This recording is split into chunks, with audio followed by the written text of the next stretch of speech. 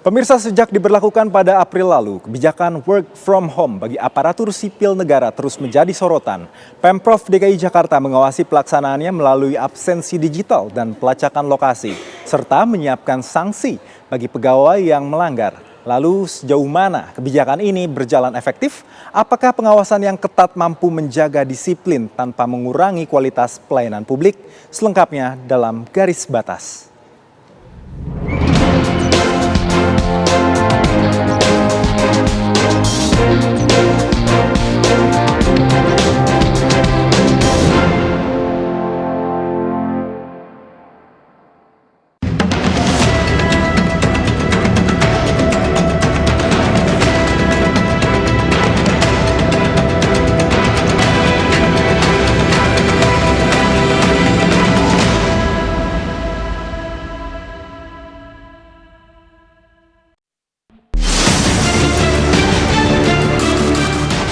Pemerintah Provinsi DKI Jakarta memperketat penerapan kebijakan work from home bagi aparatur sipil negara.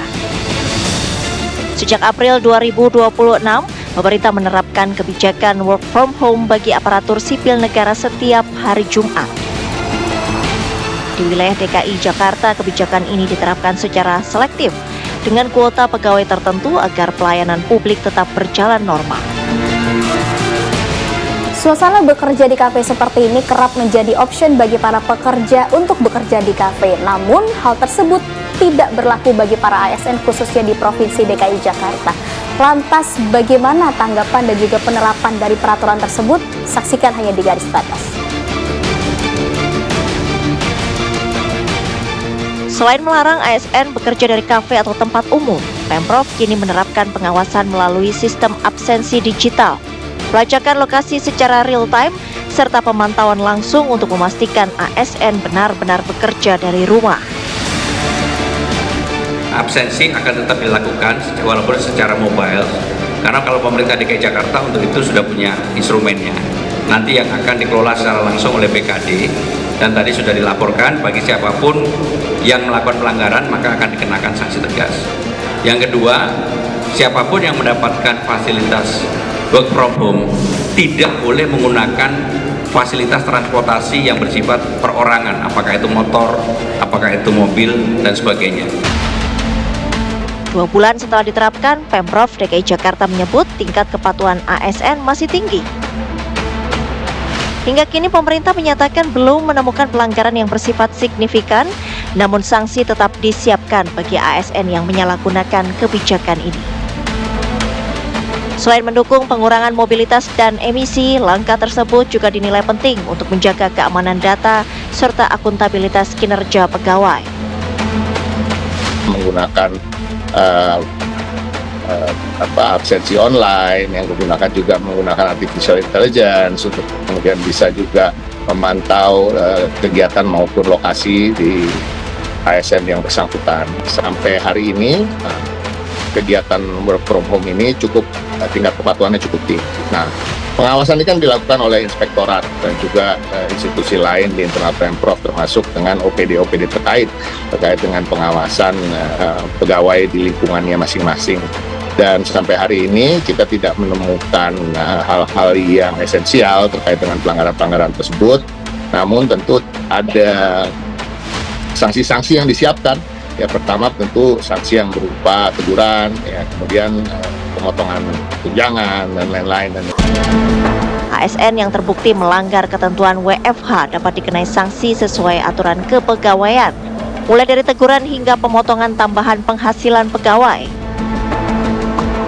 Ya, semua ASN bisa menjalankan sesuai dengan aturannya sih, karena bagaimanapun kita bekerjanya sesuai aturan gitu. Jadi nggak bisa seenaknya kita disuruh di rumah tapi malah pergi-pergi gitu. Harapannya mungkin bisa lebih diefektifkan lagi, karena kita kan WFH itu kita juga diharuskan untuk mengupload bukti kerjaan kita ya, ada webnya sendiri. Jadi mungkin persentase pegawai yang WFH, karena untuk tujuannya agar efisiensi BBM bisa lebih ditingkatkan lagi persentasenya gitu. Harapan WFH mungkin bisa lebih dimaksimalkan ya, karena pertama mungkin jadi mengurangi kemacetan di hari Jumat, dan yang kedua mungkin dari pegawainya sendiri lebih bisa efektif kerja di minggu berikutnya gitu.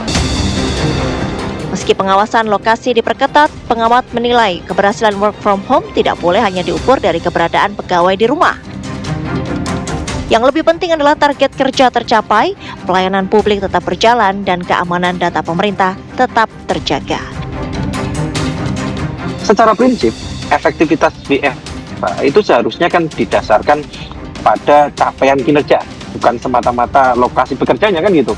Nah, tapi ketika kita melihat paradigma manajemen ASN modern, ini kan telah bergeser dari pendekatan present based management, kemudian menuju performance based management. Nah, oleh karena itu, lokasi sebaiknya memang diposisikan sebagai indikator kepatuhan minimum gitu ya. Nah, sehingga efektivitas WFH itu bisa diukur dari output dan outcome-nya. Nah, disitulah sebenarnya. Nah, sehingga dalam sektor publik terdapat beberapa indikator yang mungkin relevan juga untuk mengukur efektivitas tadi. Misalkan nih, ada sasaran kinerja pegawai SKP, ketepatan waktu menyelesaikan pekerjaan, kualitas outputnya. Di era birokrasi digital, fleksibilitas kerja memang menjadi kebutuhan. Namun fleksibilitas harus berjalan beriringan dengan disiplin, akuntabilitas, dan pengawasan yang efektif. Sebab pada akhirnya kepercayaan publik bukan hanya dibangun dari kehadiran ASN, melainkan dari kinerja dan pelayanan yang mereka berikan kepada masyarakat.